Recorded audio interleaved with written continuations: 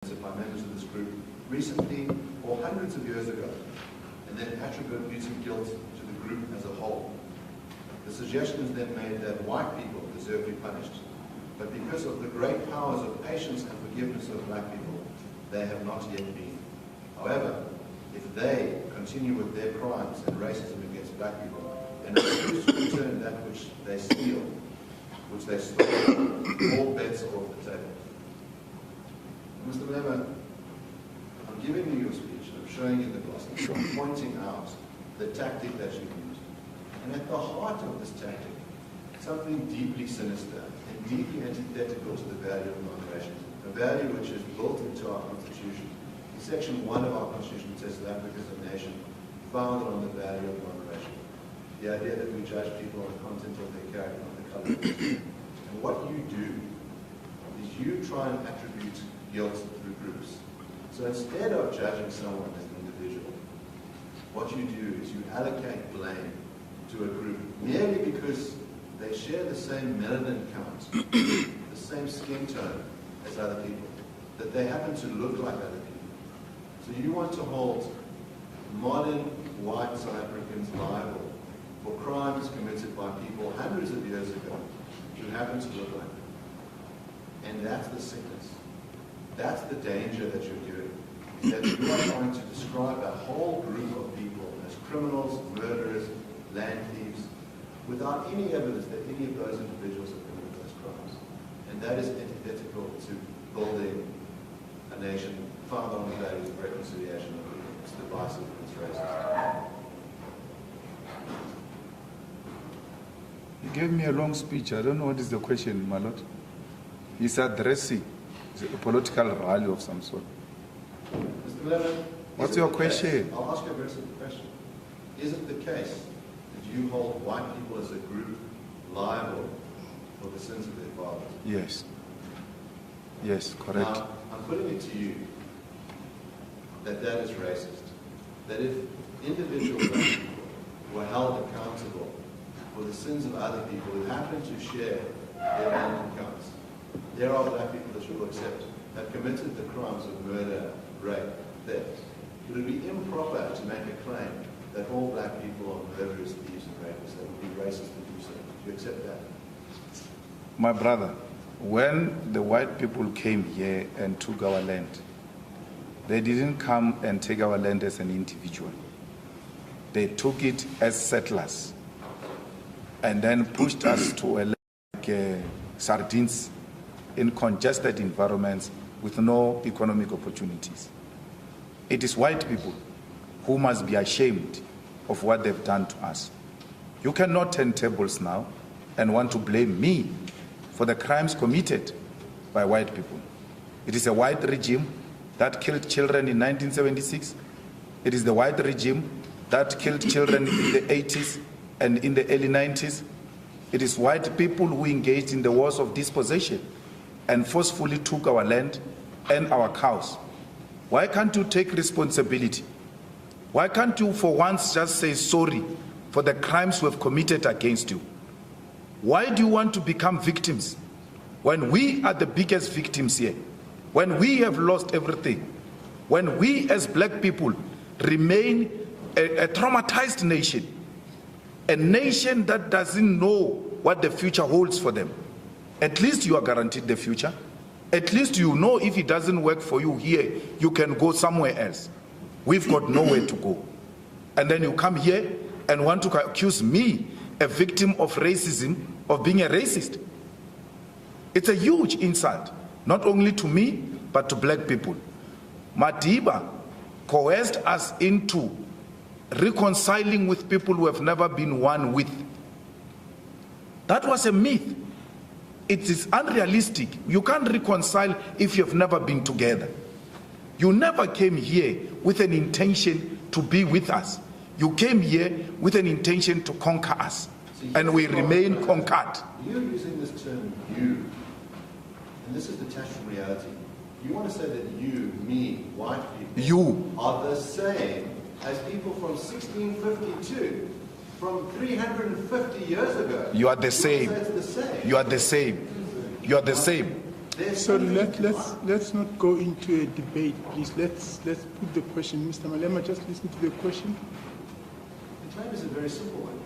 That the way that we deal with things in the justice system is we don't ask someone, are you a member of a particular race? Has that race committed crimes? Yes, that race has committed crimes, therefore you are liable for those crimes. The way that we deal with things in court is we say, did you, as an individual, commit that crime? Are you a murderer? If you are a murderer because of what you did as an individual, we hold you liable. We don't say. My apologies, Your Lordship. He can't structure how the witness should answer the question. If the question is a question of an individual murder in a criminal trial, there's merit to the proposition. But if he's dealing with a systematic issue, then you can't direct him as to how he should answer on an individual basis. If he's dealing with a systematic issue, he should be permitted to do so. Well, the question is very simple. It's to point out that a systematic analysis is fundamentally flawed, and it is premised on the idea of holding individuals liable for the crimes committed by their racism. I'm giving an example where I say that's not how we run things in a just country.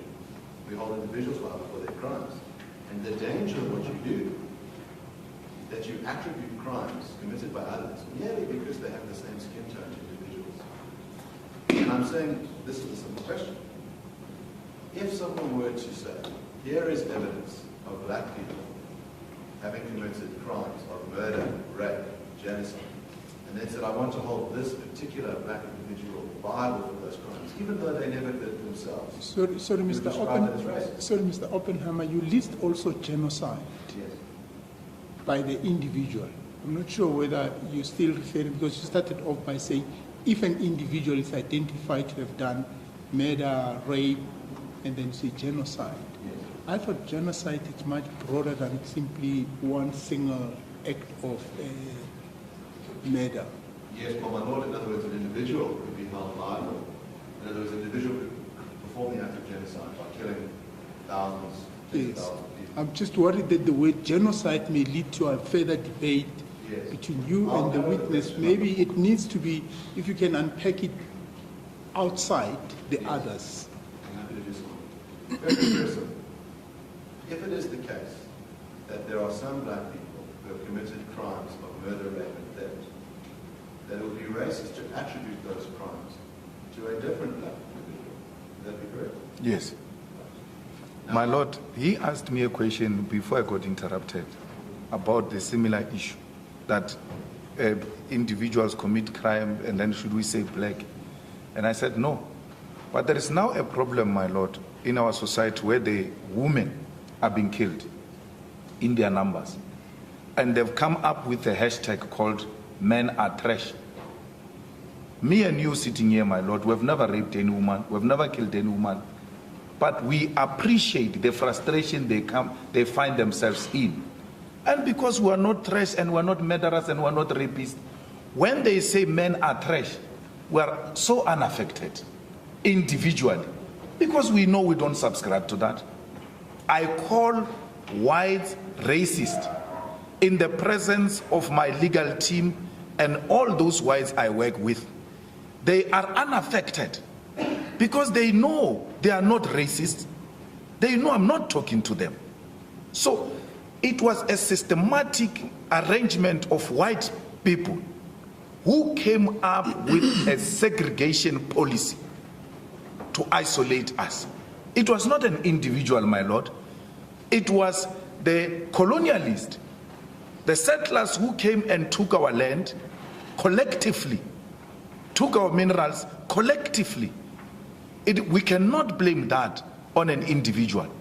Only a narrow-minded person will say, because a black person individually commit murder, not through a systematic black system that says we must go and kill people, then we must generalize these black people. But the generalization of white people is based on the system that they themselves developed. By the way, you are the ones who came with this thing of classifying people with race. We never woken up in the morning and declared we were black. You declared us black so that you can isolate yourself from us. You've got the blame to take and take responsibility. White people, till to date, And your leaders, many of them refuse to go to the TRC just to take a stand and apologize. Now here's the difficulty that I have. So if you're not a racist, don't be offended. Here's the difficulty I have with your position. You want to make a broad claim, white people are racist. Except for, of course, all the white people who aren't racists. White people are land, it's except for all the people who haven't stolen any land. Is that what you're saying? White people stole our land. Which white people? White people who came and settled here. 350 years ago. Yes. You think white people now are land thieves? Yes. They remain land thieves. They remain land thieves. Yes. The land has not been returned into the hands of the rightful owners. For as long as you are in a possession of a stolen car, you remain a criminal. Let's use that analogy of the car. Now, a simple situation. An individual steals my car. They have a claim against me for the return of that car, and I should be punished for stealing that car. Imagine that it's the father of the individual who stole the car, and I now pursue the son. You might say, well, there's a very close link here. You've got the car in your possession, you should return the car. But your case isn't like that. Your case is to go back 350 years ago and say, someone who looks like your grandfather, great-great-great-great-great-grandfather, stole land from someone who looks like my great-great-great-great-grandfather. And therefore you today must pay it back. But Now, I put it to you that that is not an ordinary sense of justice. But who pays reparation? yes. Your Lordship, if we're going to infuse legal argument as a proposition to the client, then I think it's only fair that there be a balance. So my learned friend must take the argument further. If he says, if the father steals the car and gives it to his son, technically speaking, the father is a criminal. But as a matter of fact, the son himself is a criminal for possession of stolen property. So if he's going to make a legal argument, he must take it to its natural conclusion, because it has an implication of what my client is suggesting, that if you remain in possession of stolen land, albeit that you can steal it, you remain a criminal, albeit perhaps in a different form. And that's the proposition he's making. My learned friend appears to be testifying on behalf of the witness as to what his response would be. I'm just pointing out to you, very simply, that what you're trying to do is attribute guilt across lines over 350 years, regardless of whether a particular piece of land was once dispossessed. Your claim is white people cannot be the rightful owners of land in this country, regardless of whether they bought the land, whether they're Americans who landed here yesterday. If they're white, they are not rightful owners of the land. And your claim is that the rightful owners of the land must be black people, regardless of whether they have any particular rights to their land. We have a restitution process in place in South Africa. And Mr. Roots has given some evidence on how that restitution process works. It's very simple. The Constitution says, after 1913, if you can show you were dispossessed, then you must either the land back, or you must receive restitution. In other words, in the form of financial compensation. And that process has been undergone. You are calling for something much more radical. In other words, instead of looking at the individual Mr. party, Oppenheimer, please put the question to the witness and let the witness respond. Yeah, I'm also Otherwise, lost. we're going to be here until next year. yes. Simple question is, how do you justify holding someone today liable for crimes committed by someone else 350 years ago? There is a saying, Yaori, bana ba tla otlwa ka bokgopo ba batswadi ba bona. I don't know how to say it in English. There will be an interpreter here. You cannot take a stolen car from your father and claim you are not a criminal. It remains a stolen car. Let's give counsel an opportunity, and I'll give it a shot. What he's saying is that the children will be punished for the sins of their parents. Yes. So when you steal a car and you pass over the stolen car to your children, it makes that child a criminal as well, because it's in possession of stolen goods. And that child passes that car, or doesn't even pass that car. He sells that car to go and buy another car with the money of stolen goods. It remains a stolen good, the property you bought. With the money stolen, got from a stolen goods. You are in possession of stolen property. Return it, please. Your parents have left you a very bad name. And don't blame it on us. But I asked a question earlier. Reparations are paid. I might just stop you right there. Why I have the name that I have is that my grandparents fled Nazi Germany and sought refuge in South Africa in the 30s to avoid extermination. Now the witness has brought up my name and I will use the opportunity to respond to I never brought your name. I never brought your name. Sorry, Mr. Oppenheimer, we can't get into debate with the witness. I've never brought your name. Perhaps I have a solution to this. The witness testified at least 3 times yesterday that when he says you, I'm talking about your client. 3 times. The second point is we're getting into a debate, and perhaps it's an opportune time for us to take a tea break as well. Yes, Mr. Oppenheimer? Yes, let's take it. I want to ask to complete on this one. Are you completed on this question? Because I wouldn't want it to take further time after tea. Yes, well then let's finish the question. Yes. When you said your name, are you referring to my surname of Oppenheimer? You see, if he's going to be personal with me like that, I'm going to take a big issue. I've never brought Oppenheimer's name. I don't even know his name. I don't know. I've never, my Lord, called him by name. I've always referred to him as you, and I clarified it that I'm referring to a client. When you said your name, what are you referring to? What do you mean? You testified now, your name. Now, what are you referring to? Your name, Oppenheimer. No, I'm asking you, I'm giving you an opportunity to explain what it is you mean. You said your name. Explain what you mean.